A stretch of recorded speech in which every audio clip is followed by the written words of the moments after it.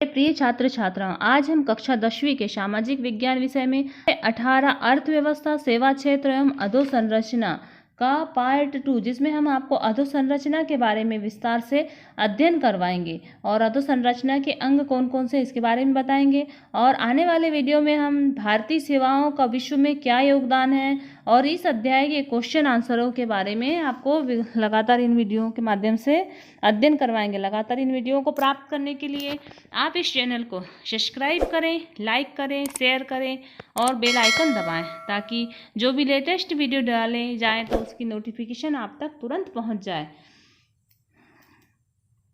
देखिए, अधोसंरचना के अंग। अधोसंरचना का सबसे पहले तो देखिए कि अधोसंरचना का अर्थ। अधोसंरचना या आधारभूत संरचना, जैसे कि नाम से ही विदित है, यह उत्पादन के प्राथमिक और द्वितीयक क्षेत्रों के विकास हेतु आधार प्रदान करती है। किसी भी देश की प्रगति कृषि एवं उद्योगों के विकास पर निर्भर करती है। तो किसी भी देश की जो प्रगति है उसके यहाँ के कृषि और उद्योगों पर, कृषि का विकास और उद्योगों का विकास जिस प्रकार से होता है उसी पर वहाँ उस देश की प्रगति निर्भर करती है। किंतु स्वयं कृषि उत्पादन के लिए ऊर्जा, वित्त और परिवहन आदि साधनों की आवश्यकता होती है। इसी प्रकार उद्योगों में उत्पादन के लिए मशीनरी, प्रबंध और ऊर्जा बैंक और बीमा और परिवहन आदि साधनों की भी आवश्यकता होती है। ये सभी सुविधाएं एवं सेवाएं सम्मिलित रूप से आधारभूत संरचना कहलाती है। दूसरे शब्दों में हम देखिए अधोसंरचना की परिभाषा इस प्रकार से नोट करेंगे कि अधोसंरचना से अभिप्राय उन सुविधाओं, क्रियाओं, सेवाओं से है जो उत्पादन के अन्य क्षेत्रों के संचालन तथा विकास एवं दैनिक जीवन में सहायक होता है। अधोसंरचना के प्रकार देखिए, अधोसंरचना के प्रकार ने 2 प्रकार के होते हैं। तो ये क्वेश्चन में पूछा भी जाता है कि अधोसंरचना के प्रकार कौन कौन से हैं। तो अधोसंरचना के 2 प्रकार हैं, एक तो आर्थिक अधोसंरचना, एक सामाजिक अधोसंरचना। आर्थिक अधोसंरचना को मुख्यतः देखिए कि शक्ति, यातायात एवं दूरसंचार से संबंधित होती है, जो आर्थिक संरचना कहा जाता है। अधोसंरचना को मुख्यतः शक्ति, यातायात एवं दूरसंचार से सम्मिलित होती है। जो आर्थिक संरचना कहा जाता है, रेल, सड़क, बंदरगाह, हवाई अड्डे, बांध, विद्युत केंद्र आदि को आर्थिक संरचना के अंतर्गत रखा गया है। आर्थिक विकास में इसका महत्वपूर्ण स्थान होता है, इसीलिए इन्हें बुनियादी आर्थिक सुविधाएं भी सम्मिलित रहती है। फिर आता है सामाजिक अधोसंरचना। सामाजिक अधोसंरचना मानव का विकास करने एवं मानव पूंजी निर्माण करने में सहायक होता है, जैसे कि शिक्षा, स्वास्थ्य, चिकित्सा। तो सामाजिक अधोसंरचना के अंग कौन कौन से हैं। तो सामाजिक अधोसंरचना में शिक्षा, स्वास्थ्य, चिकित्सा आदि इसके अंग होते हैं। इससे समाज को कुशल, निपुण और स्वस्थ जनशक्ति प्रदान होती है। इससे कार्य क्षमता बढ़ती है। इससे प्राथमिक और द्वितीयक क्षेत्रों के उत्पादन में तेजी होती है। तो देखिए कि आप इतने में से आपको 2 क्वेश्चन मिलेंगे। एक तो अधोसंरचना को परिभाषित कीजिए, इसका उत्तर मिल जाएगा आपको। और अधोसंरचना के 2 प्रकार है, तो अधोसंरचना के प्रकारों का वर्णन कीजिए। ये दोनों प्रश्नों के उत्तर आपको नोट करना है। और ये भी कभी पूछा जाता है कि शिक्षा, स्वास्थ्य और चिकित्सा किस अधोसंरचना के अंग हैं। तो शिक्षा, स्वास्थ्य और चिकित्सा ये सामाजिक अधोसंरचना के अंग हैं। ये 3 क्वेश्चनों के आप उत्तर नोट कीजिए अपने उत्तर पुस्तिका में। अब हम देखते हैं कि अधोसंरचना के अंग। देखिए, ऊर्जा। किसी भी देश का आर्थिक विकास उपलब्ध ऊर्जा के साधनों पर निर्भर करता है। कारण यह है कि कृषि, उद्योग, खनिज, परिवहन आदि सभी क्षेत्रों में ऊर्जा की आवश्यकता होती है। तो ऊर्जा के विभिन्न स्रोत देखिए, विद्युत, कोयला, प्राकृतिक तेल और गैस। इन सभी स्रोतों में सबसे अधिक महत्वपूर्ण कौन सा है। तो विद्युत है। और विद्युत का उत्पादन 3 प्रमुख स्रोतों से होता है। एक तो जल विद्युत और तापीय विद्युत और अणु विद्युत। जल विद्युत के अंतर्गत कौन कौन से आते हैं। तो नदियां, और नदियों पर बांध बना करके विद्युत का उत्पादन किया जाता है। तापीय विद्युत के अंतर्गत कोयला का उपयोग होता है। और अणु विद्युत के अंतर्गत यूरेनियम और थोरियम का उपयोग होता है। भारत में लगभग 80% विद्युत का उत्पादन ताप विद्युत से होता है, जो मुख्यतः कोयले पर आधारित है। भारत में अनुमानतः 21 करोड़ टन कोयले के भंडार हैं, किंतु यहाँ के कोयले में राख की मात्रा अधिक होती है। अतः अच्छे किस्म के कोयले का आयात ऑस्ट्रेलिया से किया जाता है। तो हमें अच्छे किस्म का कोयला कहाँ से प्राप्त होता है? ऑस्ट्रेलिया से। कोयला का उपयोग विद्युत उत्पादन के अलावा इस्पात कारखाने और रेल और ईंट को पकाने में किया जाता है। प्राकृतिक तेल गैस का ऊर्जा उत्पादन में महत्वपूर्ण स्थान है, किंतु भारत को अपनी कुल आवश्यकता का 80% प्राकृतिक तेल और पेट्रोल आयात करना पड़ता है, क्योंकि हमारे यहाँ प्राकृतिक तेल और पेट्रोल मतलब पेट्रोल डीजल हमें बाहर से मंगवाना पड़ता है, विदेश से मंगवाना पड़ता है। भारत में विद्युत की स्थिति। भारत में औद्योगिकरण, कृषि यंत्रीकरण, शहरी जनसंख्या में वृद्धि और ग्रामों में विद्युतीकरण के कारण विद्युत की मांग में तेजी से वृद्धि हुई। स्वतंत्रता के बाद से ही विद्युत उत्पादन में वृद्धि के प्रयास किए गए। परिणाम स्वरूप यहाँ वर्ष 1951 में केवल 2.3 हजार मेगावाट विद्युत का उत्पादन हुआ था। वह बढ़कर के 2005 और 6 में 143.8 हजार मेगावाट विद्युत का उत्पादन हुआ, किंतु विद्युत का उत्पादन मांग की तुलना में कम रहा। देश में विद्युत संकट पैदा हो रहा है। वर्तमान में स्थिति यह है कि उद्योगों एवं कृषि को पर्याप्त मात्रा में विद्युत प्राप्त नहीं हो पाता। शहरों और गांवों में विद्युत की सतत पूर्ति नहीं हो पाती। विद्युत पूर्ति में वृद्धि करने के लिए अब निजी क्षेत्रों को भी विद्युत उत्पादन की अनुमति दी गई है। तो ये हमने ऊर्जा के बारे में जाना। अब हम जानेंगे परिवहन। परिवहन मतलब कि एक स्थान से दूसरे स्थान ले जाने वाला जो भी साधन है। किसी भी देश के अर्थव्यवस्था में परिवहन का महत्वपूर्ण स्थान होता है। परिवहन का महत्व आर्थिक और सामाजिक दोनों दृष्टिकोण से होता है। वस्तुतः परिवहन उत्पादकों को उपभोक्ताओं से जोड़ने की कड़ी का काम करता है। अनेक साधन होते हैं, जैसे बैलगाड़ी, बस, ट्रेन और ट्रक और ट्रैक्टर, पानी का जहाज, रेल, हवाई जहाज आदि। भारत में परिवहन का विकास प्रारंभ में मुख्य रूप से व्यापारिक और प्रशासनिक सुविधाओं की दृष्टि से किया गया था, किंतु स्वतंत्रता के बाद पंचवर्षीय योजनाओं के दौरान परिवहन का विस्तार संपूर्ण आर्थिक विकास को दे लेते हुए किया गया। तो परिवहन के साधन देखिए। रेल परिवहन भारत में माल और सवारी की ढुलाई के लिए सबसे सस्ता और सुलभ साधन है रेल परिवहन। तो रेल परिवहन की शुरुआत कब हुई? तो रेल परिवहन की शुरुआत 1853 में, जी हाँ, प्रथम रेल मुंबई से ठाणे के बीच चली थी। इसको भी नोट कर लीजिए कि रेलवे का शुभारंभ कब हुआ है, तो कब हुआ? 1853 में हुआ है। और प्रथम रेलगाड़ी तो मुंबई से ठाणे के बीच चली। इसके बाद देश में रेल मार्गों का चहुमुखी विकास हुआ और 2005 से 6 तक रेल में कुल 63.2 हजार किलोमीटर रेल मार्ग का निर्माण किया गया है। फलतः अब भारतीय रेल विश्व का चौथे नंबर का सबसे बड़ी रेल प्रणाली है। तो विश्व की कौन से नंबर की है? चौथे नंबर की है। फिर हम देखते हैं सड़क परिवहन। भारत में सड़कों का विशेष महत्व है। चूंकि भारत एक गांव का देश है, अतः ग्रामीण क्षेत्रों में उत्पादन बढ़ाने तथा रोजगार के अवसरों में वृद्धि करने की दृष्टि से सड़कों का महत्वपूर्ण स्थान है। देश में कुल 33 लंबी सड़क है। वर्तमान में अनेक महत्वाकांक्षी योजनाएं क्रियान्वित की जा रही है, जिसमें स्वर्णिम चतुर्भुज सड़क योजना अत्यधिक महत्वपूर्ण है। सड़कों के तेजी से विस्तार के लिए निजी क्षेत्र को भी अब सड़कों के निर्माण कार्यों में शामिल कर दिया गया है। अब आता है जल परिवहन। भारत की जल परिवहन प्रणाली 2 प्रकार की है। प्रथम आंतरिक जल परिवहन और तटीय जल परिवहन और सामुद्रिक जल परिवहन। आंतरिक जल परिवहन गहरी नदियों और नहरों में होता है और इसमें नाव और स्टीमरों का प्रयोग किया जाता है।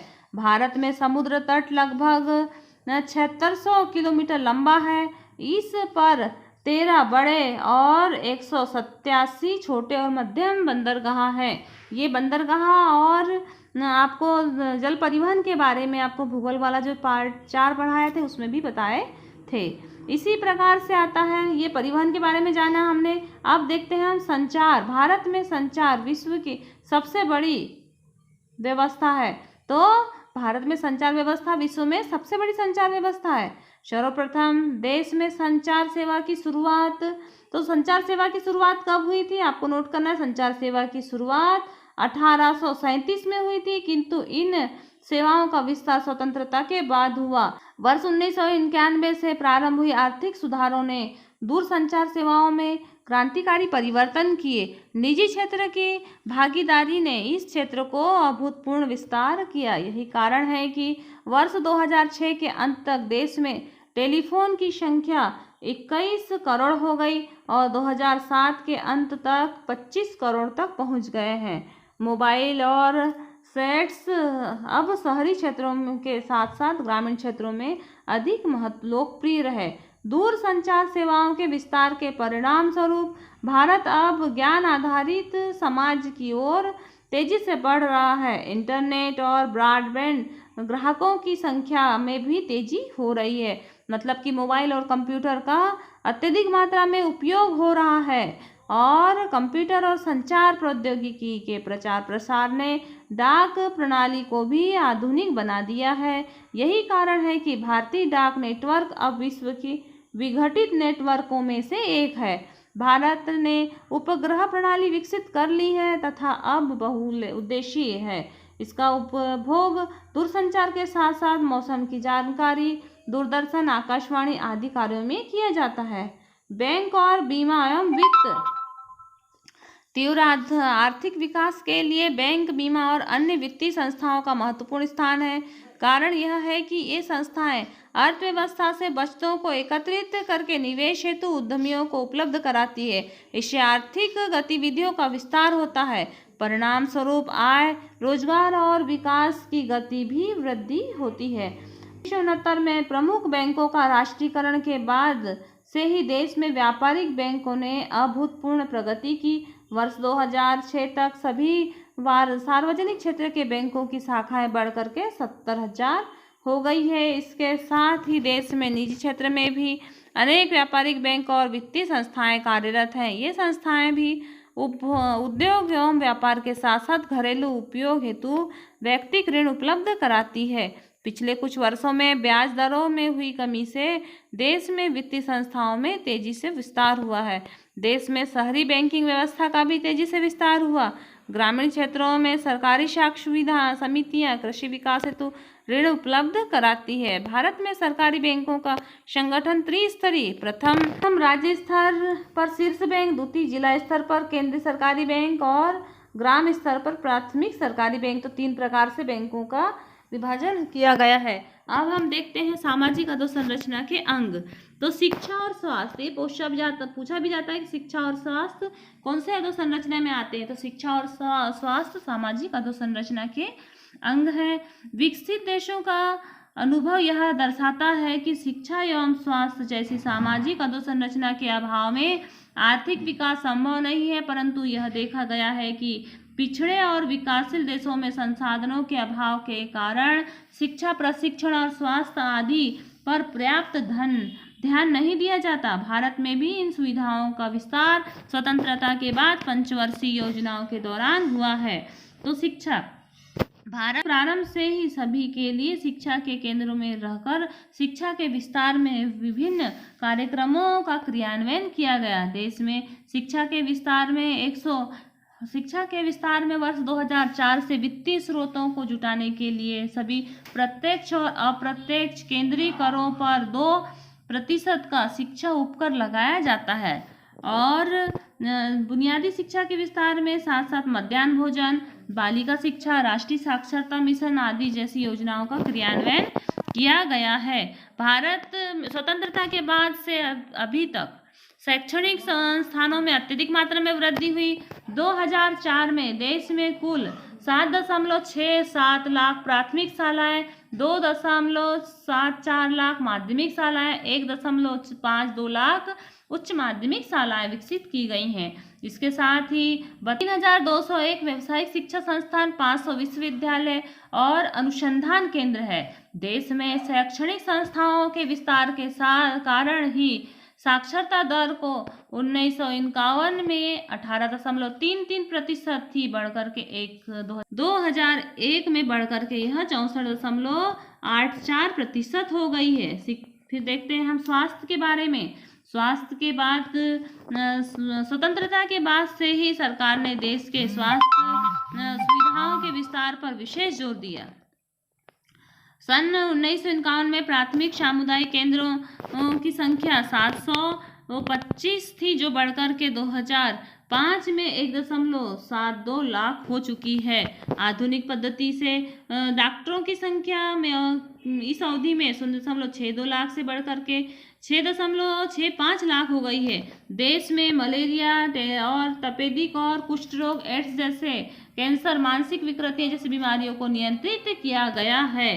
देश में स्वास्थ्य सुविधाओं के विस्तार के लिए अनेक कार्य किए गए हैं, तो स्वास्थ्य सुधार में भी अत्यधिक मात्रा में वृद्धि हुई है। उसी प्रकार से हम देखते हैं व्यापार और पर्यटन। वर्ष 2006 में जारी बैंक को रिपोर्ट के अनुसार सकल घरेलू उत्पाद के आधार पर भारतीय अर्थव्यवस्था विश्व की 12वीं सबसे बड़ी अर्थव्यवस्था हो गई है। अर्थव्यवस्था के विकास में कृषि एवं उद्योगों के साथ साथ आंतरिक और विदेशी व्यापार का भी विशेष महत्व है। आर्थिक विकास के लिए आवश्यक कच्चा माल, मशीनें और तकनीकी विदेशों से ही प्राप्त होती है।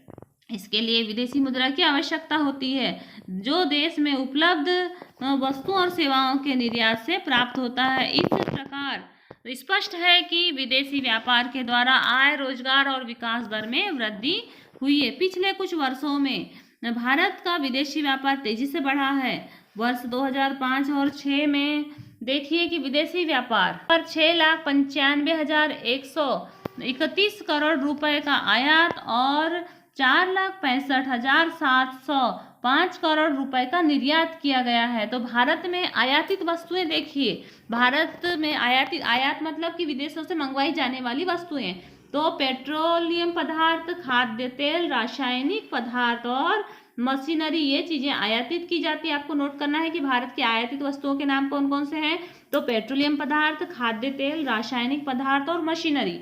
और निर्यात किया जाना मतलब विदेश में हम बेचते हैं, तो खनिज पदार्थ, रत्न और आभूषण, सिले हुए वस्त्र, मछली और कंप्यूटर सॉफ्टवेयर, हम ये विदेशों को बेचते हैं। भारत का विदेशी व्यापार मुख्यतः किन किन राष्ट्रों से होता है, तो अमेरिका, यूनाइटेड किंगडम, जर्मनी और रूस से विदेशी व्यापार होता है। इस प्रकार से हमने आज अधोसंरचना के अंगों के बारे में विस्तार से अध्ययन किया है। अब हम आगे भारतीय सेवाओं का विश्व में योगदान और इसके क्वेश्चन आंसरों के बारे में अध्ययन करेंगे। इसलिए लगातार आप इन वीडियो को देखिए और अपना अध्ययन जारी रखिए। धन्यवाद।